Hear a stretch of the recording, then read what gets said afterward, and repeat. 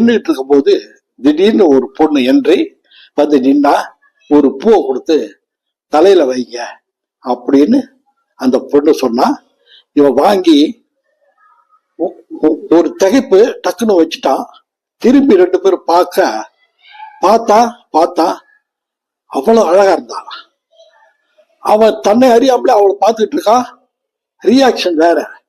திடீர்னு ஒரு பொண்ணு வந்து பூவை கொடுத்து தலையில வைங்கும் போது அந்த அதிர்ச்சி எப்படி இருக்கும், அந்த ஒரு திகைப்பு, அப்படியே ஒரு மகிழ்ச்சி, இதெல்லாம் முகத்துல வெளிப்படுது. அவன் டக்குன்னு போயிட்டான். அடுத்த நாள் ஆபீஸ் எல்லாம் போகும்போது எல்லாரும் அவனை ஒரு மாதிரியா பார்த்தாங்க. என்ன அப்படி பாக்குறாங்க தெரியல.